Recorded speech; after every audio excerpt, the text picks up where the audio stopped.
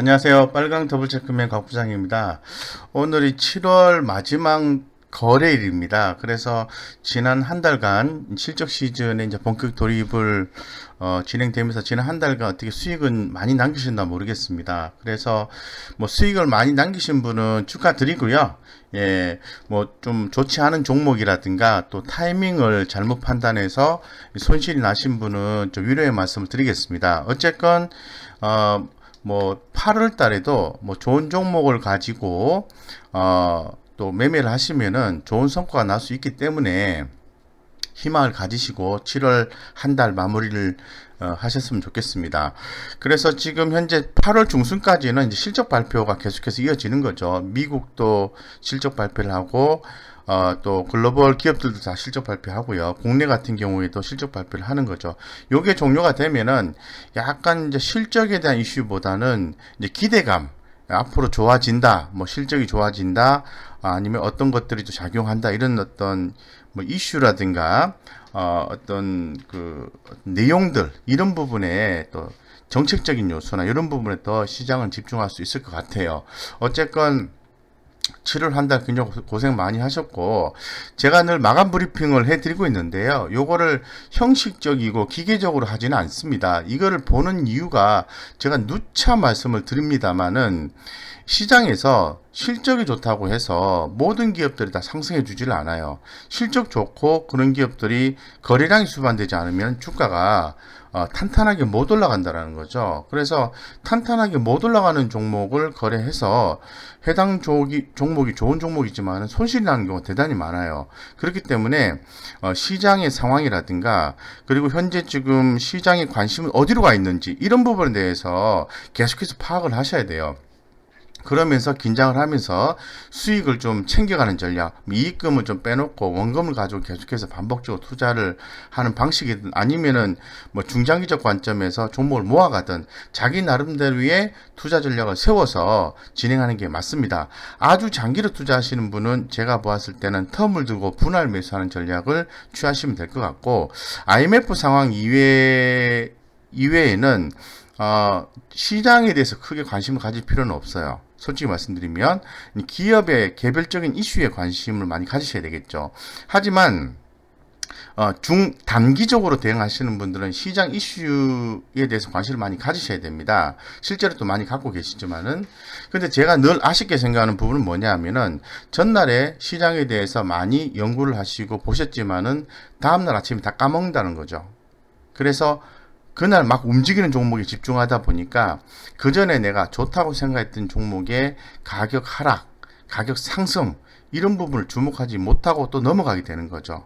그래서 움직이는 종목에서 좋은 성과가 없는 상태에서 내가 기존에 봤던 종목이 가격 조정 다음에 진짜 상승하는 모습을 보고 따라잡았지만 또 꼭지 잡는 그런 현상이 계속 반복적으로 나오고 있는 거죠. 제가 당부드리고 싶은 건 뭐냐 하면은 금일 특징주라든가 특징적인 내용이 있었을 때 잘 염두에 두시고 해당 종목에 대해서 필이 딱 꼽히면은 다른 종목을 보지 마시고요. 그 해당 종목 하나만 이 흐름을 잘 지켜보셨다가 분할 매수를 해주면은 좋은 성과 날 가능성이 높아요. 대신에 그 실적이 2분기 지나서 이제 3분기에 대한 실적에 대한 기대감이 자꾸 올라가고 있는데 그런 쪽이 좋게 예상되는 종목이면은 주가가 빠지고 난 뒤에도 다시 우상향으로 해서 다시 올라올 수 있겠죠. 그런 걸 잘 생각하시면서 대응하셔야 됩니다. 어쨌건 오늘 코스피 시장 보겠습니다. 이 코스피 시장 같은 경우에는 보시는 것처럼 2263포인트로 끝났고요. 아침에 좀 세게 출발했습니다. 근데 세게 출발했다가 좀 약해졌다가 한 점심때 전후로 해서 조금 다시 또 시장이 살아나고 또 약세를 유지하다가 막판에 이렇게 긍정적인 흐름을 보여줬고 2263포인트 이렇게 되면은 이제 8월 달에 밴드가 또 나오겠죠. 2350이나 이 정도 나오겠죠. 그죠?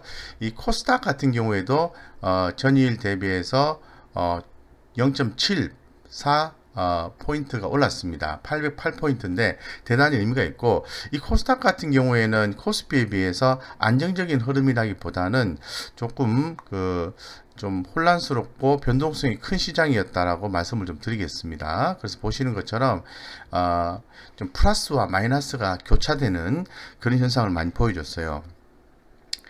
결론적으로 코스피가 코스닥보다는 조금 더 안정적이었다고 말씀드리겠습니다. 그 이유는 왜 그러냐 하면은 보시는 것처럼 외국인의 수급이 최근에 유입되고 있는데 코스피 쪽으로 유입이 되고 있다는 거죠. 그에 비해서 코스닥 쪽은 유입이 안 되고 개인들만 주로 거래를 하고 있다는 부분이 좀 차이가 있는 것 같습니다. 그래서 외국인들도 단기적인 매매라든가 단타 매매 이런 것도 하지만은 대체로의 컨셉은 한번 주도주를 매수를 하면은 오랜 기간 동안 모아간다든가 끌고 가는 전략을 취할 수 있기 때문에 약간의 흐름이 상대적 안정감을 보여준 것이 아닌가 이렇게 생각하고 있고요.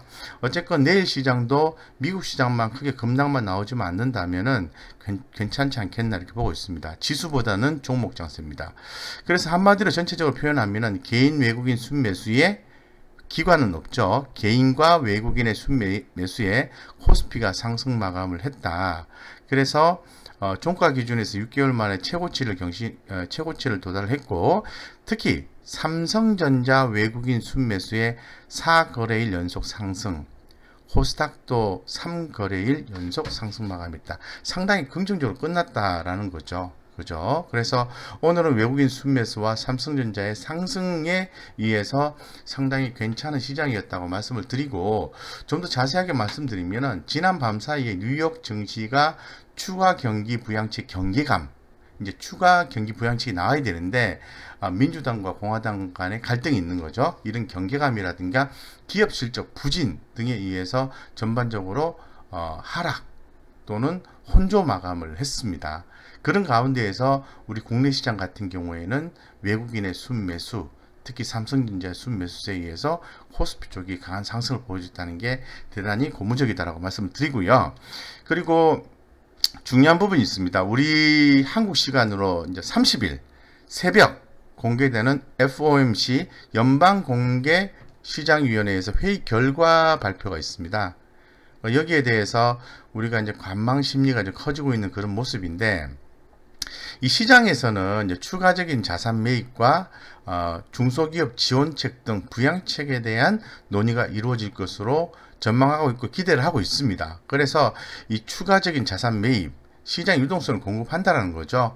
그래서 이런 부분과 어려움을 겪고 있는 중소기업의 지원책이 나와주는 부양책, 이런 부분이 얘기가 긍정적으로 나와준다면 괜찮다고 말씀드리겠습니다.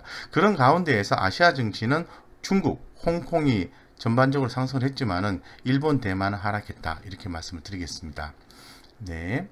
그래서 오늘 주요 이슈를 좀 간단하게 좀 말씀을 드리면, 여러분들 대단히 관심이 많아진 것 같은데요. 제가 기존 영상 유튜브를 통해서 삼성전자가 올라갈 수밖에 없는 이유, 외국인들이 매수를 할 수밖에 없는 이유, 우리 개인 투자자가 삼성전자를 관심 있게 보시고 경우에 따라서는 기매수를 해서 가져가야 되는 이유에 대해서 기존 영상을 보내드렸는데, 얼마나 많은 분들이 그 영상을 보고 판단을 해서 수익이 났나 모르겠습니다. 너무 뒤늦은 감이 없지 않아 있는 것 같습니다.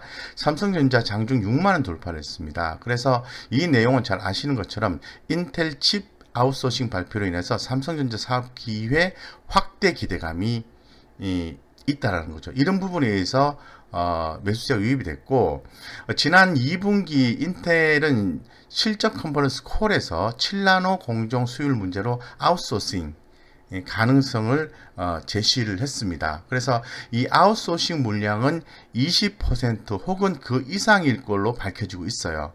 그래서 이 모 증권사에 따르면은 인텔의 아웃소싱에 이로 인해서 파운드리 위탁 생산을 얘기하는 거죠. 업체들은 최소 43억 달러, 우리나라 돈으로 5조 1천억이에요. 규모의 신규 매출이 발생할 수 있다는 거죠. 사실은 이보다도 훨씬 더 클 가능성이 있다, 이렇게 얘기를 하고 있는 상황입니다. 시장 점유율은 여러분들 잘 아시는 것처럼 TSMC가 더 크죠. 52%. 삼성이 2위지만은 15% 정도로 알려져 있습니다. 이 파운드리 설비는 삼성이 20만 장 초반, TSMC가 120만 장 수준으로 큰 차이를 보이고 있는 거죠. 어쨌건 현재로서는 TSMC도 삼성도 인텔의 외주 비중 확대 결정에 따라서 상당히 수혜를 입을 것이라는 것만은 분명한 것 같습니다. 그래서 이 삼성이라든가 또 관련된 파운드리 업체들이 제가 말씀드린 이후에도 주가 흐름이 좋았고요. 오늘은 조금 약했고 뭐 한 종목 정도 이 정도만 좀 올라준 것 같습니다. 몇 개 오르긴 했습니다. 어쨌든 주목하셔야 된다. 계속해서 주목하셔야 된다. 왜 주목하셔야 되는 거죠?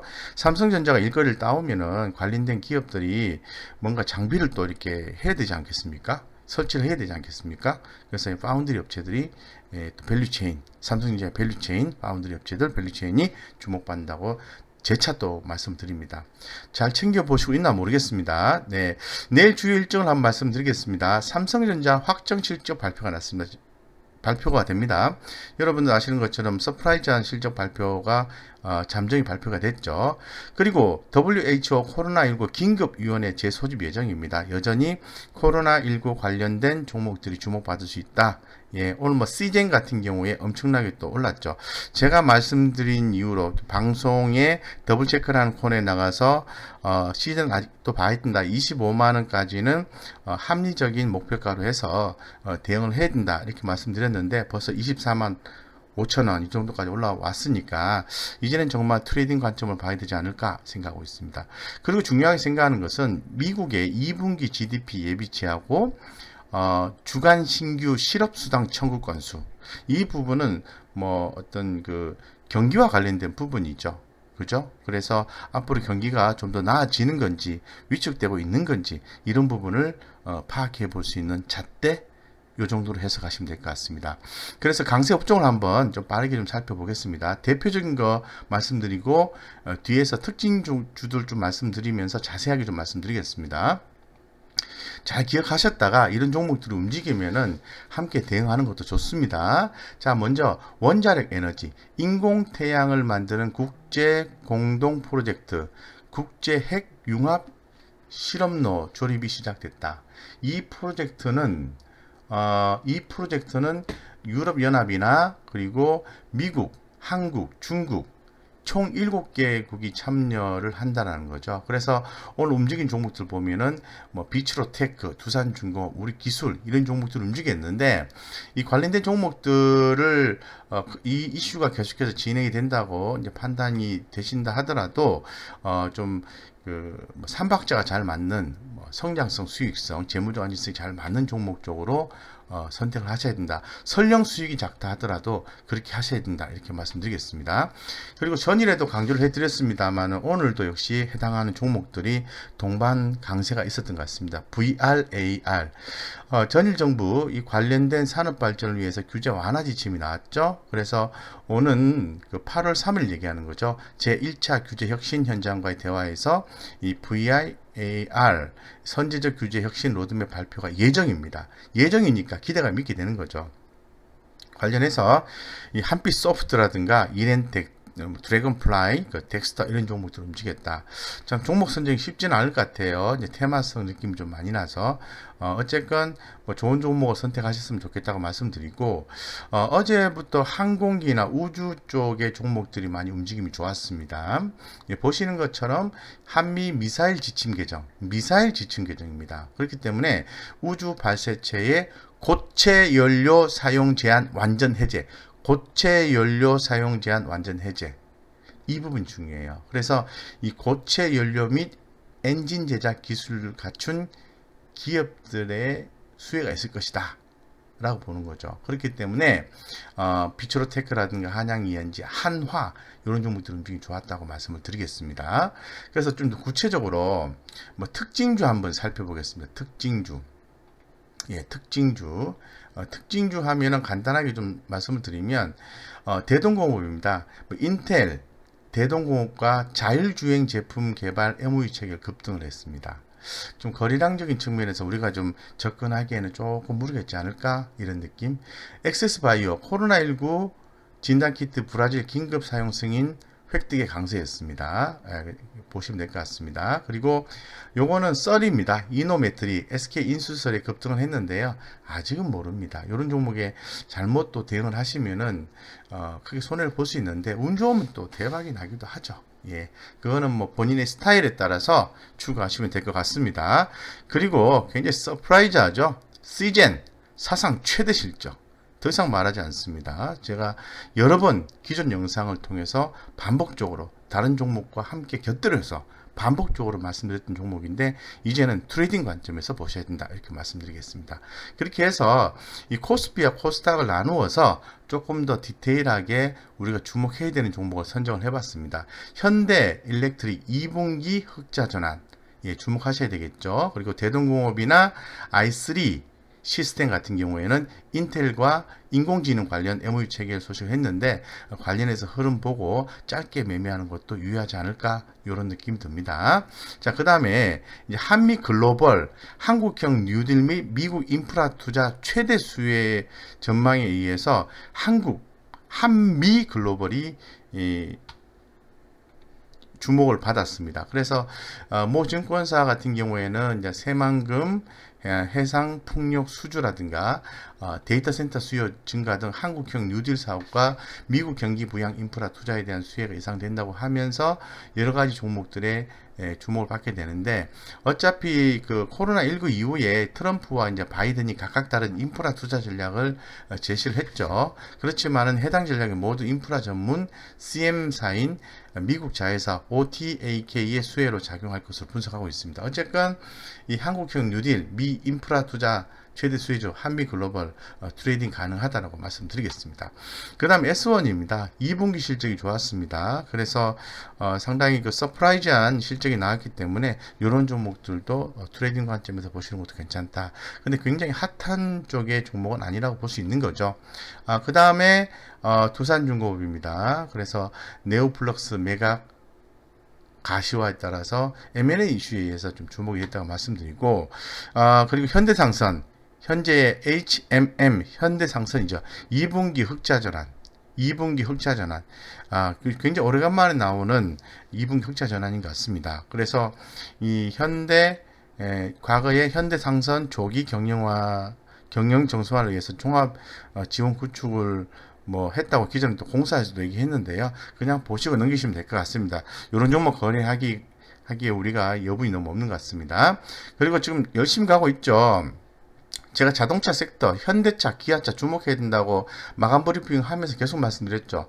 그때 이후라도 한 번이라도 샀으면은 수익이 벌써 10% 가까이 나지 않았나 싶은데 너무 재는 것이 아닌가 생각이 듭니다. 그다음 백광 소재, IT 소재 사업 급등.